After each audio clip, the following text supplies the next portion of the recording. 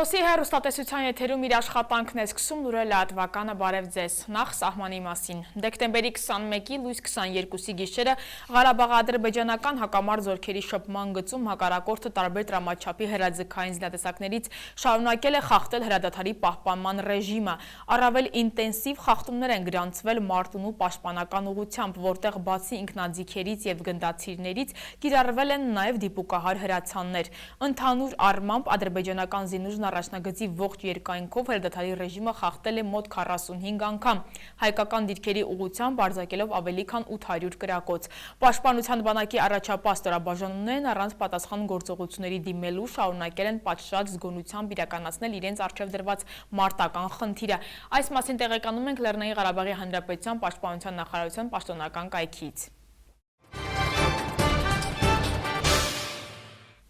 Կապանում շչակների պրոֆիլակտիկ ստուգում է կատարվելու, հնչելու են տագնապի ազդանշաններ։ Հանրությունը չպետք է խոճապի մատնվի։ Հայտարարությունը մարզային փրկարարական վարչությունն է տարածել, քաղաքացիական պաշտպանության ոլորտում վերազննում է կատարվում։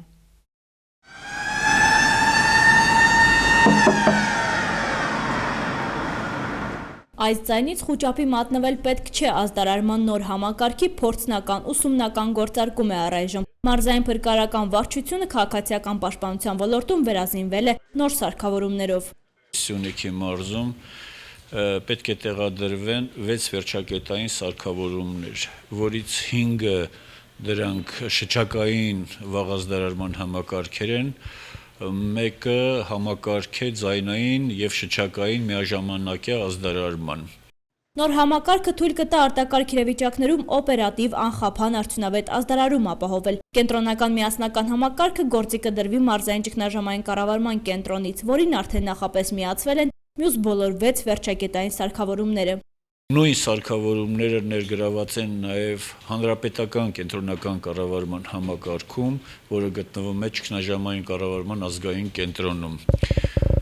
Ներկայումս կատարում են փորձնական շահագործման աշխատանքներ, մոտ ապագայում սարքավորումները կմտնեն օպերատիվ հերթապահության տակ։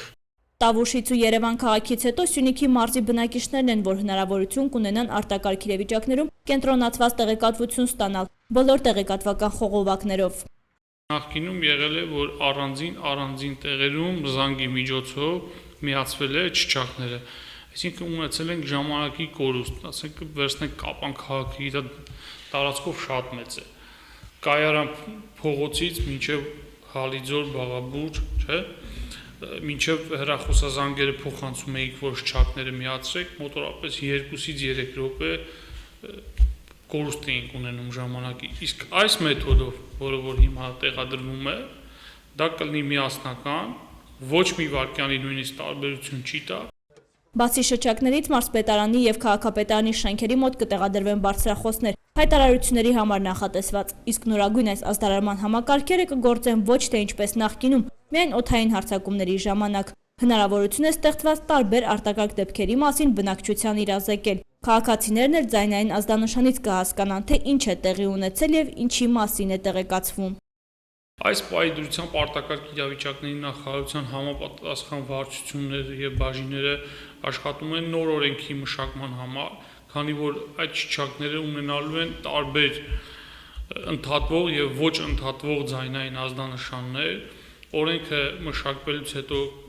կմտնի ազգային ժողով, կհաստատվի և կտեղեկացվի ողջ հասարակությանը, թե որ ձայնային ազդանշանը ինչ տևողությամբ ինչ է նշանակում։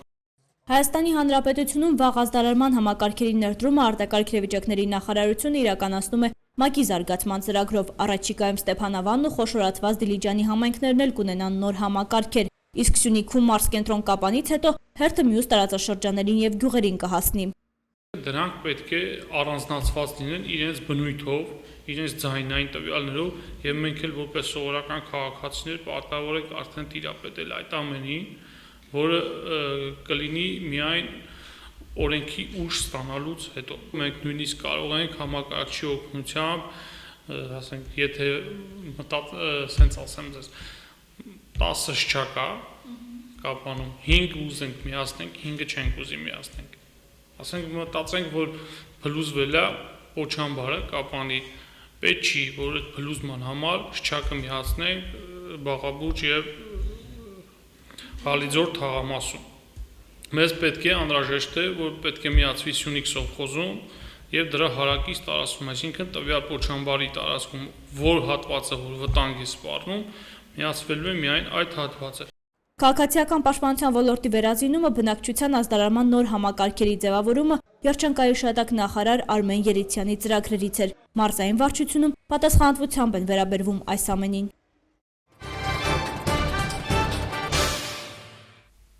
Քաղաքի գլխավոր տնածառի զարդարման աշխատանքները ավարտվել են դեկտեմբերի 23-ին ժամը 18-ին հանդիսավոր միջոցառմամբ կվարվեն գլխավոր գեղեցկուհու լույսերը։ Իսկ դեկտեմբերի 26-ից մինչև հունվարի 6-ը ամանորի նվիրված միջոցառումները կհետևեն մեկը մյուսին։ Համերգային ծրագրերով հանդես կգան կապանցի երաժիշտներն ու երեխաները, իսկ ձմեռ պապն ու ձյունանուշը կայցել են թաղամասեր։ Մենք շնորհավորում ենք բոլոր կապանցիների ամանորը։ Թող ամանորյա հրաշքով բացվեն երկնքի դռները եւ առատություն, խնդություն, սեր ու բերկրություն թափվի երկիր մոլորակի, մեր քաղաքի վրա։ Մեկ շաբաթից փոքր-ինչ ավելի ժամանակ է մնացել հրաժեշտ տալու 2016 թվականին, իսկ կարմիր կամ կրակե աքաղաղն իր իրավունքների մեջ է մտնելու 2017 թվականի հունվարի 28-ից։ Կապանում դեռևս տոնական եռուզեռ չի նկատվում, այդուհանդերձ քաղաքի գլխավոր տնածառը արդեն զարդարված է, իսկ ամանորի նվիրված համաքաղաքային միջոցառումների ծրագիրն էլ կազմված։ Մշակույթի կենտրոնի եւ կոմունալ ծառայության համատեղ ջանքերով այս տարի էլ հսկա կանաչ տիրուհին կանգնեցվեց նույն տեղում։ Աշխատանքների համար 10 օր պահանջվեց, տոնածառի բարձրությունը, զարդարման ձևը գրեթե նույնն են։ Ծառ չենք կտրել, բնությանը վնաս չենք տալիս, պարզապես ավելորդ ճյուղերը կոմունալ ծառայության աշխատակիցները կարգավորում են ծառի տեսքը եւ ավելորդ ճյուղերը բերում ենք այստեղ տոնածառը հավաքում ենք։ Մեր տոնածառի ընդհանուր բարձրությունը 13 մետր է։ Սա ասեմ որ տարածաշրջանում ամենաբարձր տոնածառն է, թող մեր հայրենակիցները մի տեսակ իրենց ոնց ասեմ լավ զգան, հա։ Մի փոքր ասենք դիզայն մշակում ենք, նայում ենք որ հավասարաչափ լինի տեղաբաշխված եւ լույսերը եւ խաղալիքները, ասենք ավելացնում ենք, պակասացնում ենք, դա ընթացքում է, էլի այդ ամեն ինչը ձևավորվում։ Քաղաքապետարանի աջակցությամբ թարմացվել են տոնածառի խաղալիքներն ու լույսերը, մշակույթի կենտրոնի հարակից ծառերը ևս կախովի լույսերի օգնությամբ տոնական տեսք են ստացել։ Ցավալին այն է, որ ամեն տարվա վերջում խաղալիքների մի մասը տոնածառի ստորին հատվածներից անհետանում է, թե ում կամ ինչին են պետք հսկա զարդերը, պատասխանատուներ դժվարանում են ասել։ Լավ բանը տեսնողը, եթե մի քիչ ասենք գիտակցությունն էլ չի հերիքում, երբ ձեռքները գցում են, վերցնում են, հա, ասենք տարիներ շարունակ նույն իրավիճակն է։ Այ մարդու հասակի չափով մեր տոնածառը վերջին օրերին դատարկ է լինում, մեր քաղաքացիները չգիտեմ ինչու այդ մեծ խաղալիքները վերցնում են, թե ինչ են անելու, ես էլ չեմ իմանում։ Դա ոչ հնարավոր է տունը ծառին կախել կամ էլ տալ, որ երեխան խաղի։ Քաղաքի գլխավոր տոնածառի լույսերը կվարվեն դեկտեմբերի 23-ին Կապանի համայնքի ղեկավարի կողմից, սրանով էլ կազդարարվի ամանորին նվիրված միջոցառումների սկիզբը։ Դեկտեմբերի 23-ին ժամը 18:00-ին կվարվեն գլխավոր տոնածառի լույսերը։ Քաղաքի գլխավոր տոնածառի լույսերի վարման արարողությունը կուղեկցվի տոնական համերգային ծրագրով, որից հետո դեկտեմբերի 26-ին, 27-ին, 28-ին, 29-ին, անգամ 30-ին կլինեն միջոցառումներ, համերգային ծրագրեր քաղաքի բոլոր թաղամասերում, այդ թվում նաև բանավաններում։ Միջոցառումները կազմակերպվել են մեր քաղաքի երաժշտական դպրոցների, մանկապատանեկան ստեղծագործության կենտրոնի սաների, ինչպես նաև արվեստի դպրոցի սաների, մշակույթի կենտրոնի սաների մասնակցությամբ։ Աշխույժ շեշտադրումով կապանցի երաժիշտների եւ երեխաների ելույթներով ամանորի նվիրված միջոցառումները տոնական տրամադրություն կհաղորդեն քաղաքին։ Ձմեռ պապն ու ձյունանուշը կայցել են թաղամասեր, նվերներով լի տոպրակներով մատուցելու քաղաքապետարանի կողմից նախատեսված անակնկալները։ Դեկտեմբերի 30-ին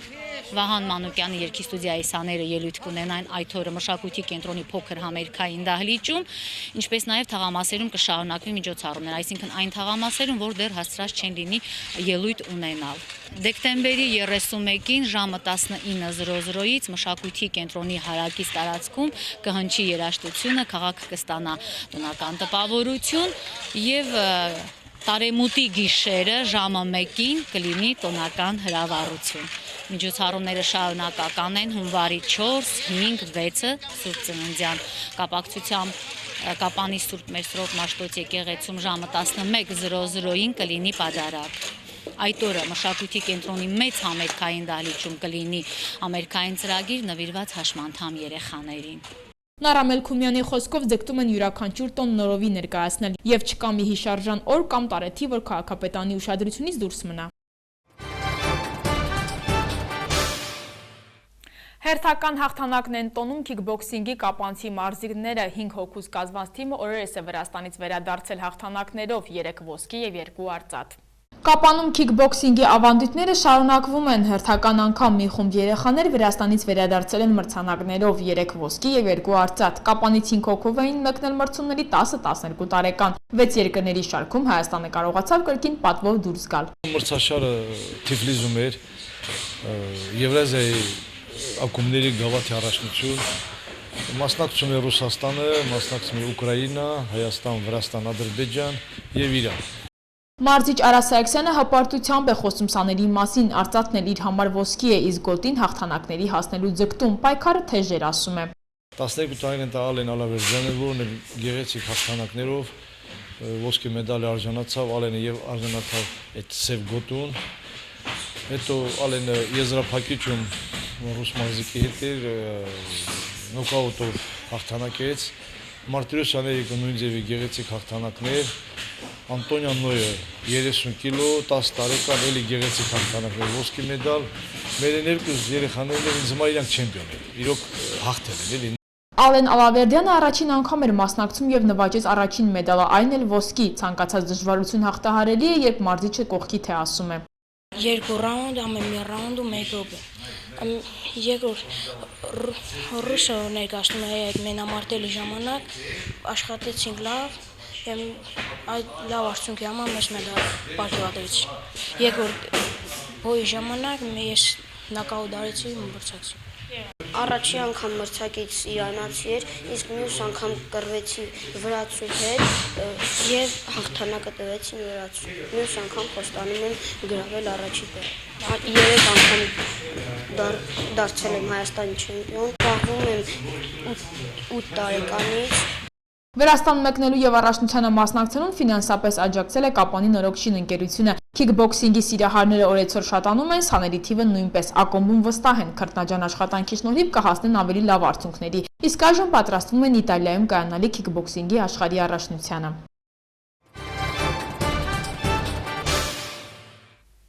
Թուրքիան զգալի կորուստներ է կրել սիրիական Էլբաբ քաղաքում մղված մարտերում։ Ուկրաինան Իտալիային է վերադարձել 2015 թվականի վերջին գողացված 17 գեղանկարներ, առաջարկում եմ ծանոթանալ միջազգային լուրերին։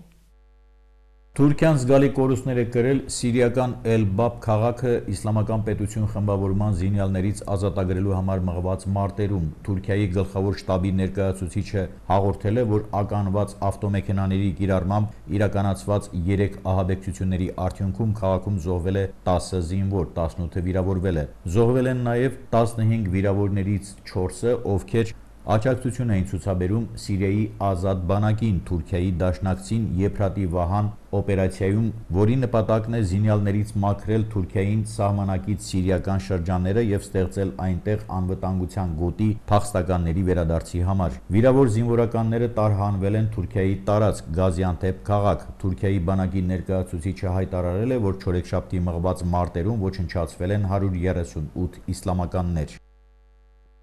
Կիևում տեղի է ունեցել եվրոպացի մեծ գեղանկարիչների, այդ թվում Ռուբենսի, Բելինիի եւ այլոց 17 կտավների Իտալիային վերադարձնելու արարողությունը։ 2015 թվականի վերջին գեղանկարները գողացվել են Վերոնայի Կոստելվեկիոյի թանգարանից, հայտնաբերվել Ուկրաինայում։ Նրանց ընդհանուր արժեքը 16 միլիոն եվրո է։ Ուկրաինայի նախագահ Պյոտր Պորոշենկոն գեղանկարները հանձնել է Իտալիայի մշակույթի նախարար Դարիո Ֆրանչեսկինիին եւ Վերոնայի քաղաքագլուխ Ֆլավիո Տոզիին։ Նույն օրը կտավները հասցվել են Վերոնա։ Այդտեղ Իտալիայի մշակույթի նախարարը հայտարարել է, որ արդեն այս շաբաթ կառավարությունը կառաջարկի նոր օրենք ուղղված երկրի մշակութային ժառանգության պահպանմանը։ Գողությունների դեպքում կկիրառվեն շատ դաժան պատիժներ, նշել է նախարարը։ Իրավապահ մարմինների տվյալներով Կոստելվեկիոյի թանգարանի կտավների գողությանը մասնակցել է միջազգային հանցավոր խումբ, որի մեջ մտնում էին Ուկրաինայի, Ռուսաստանի եւ Մոլդովայի քաղաքացիներ։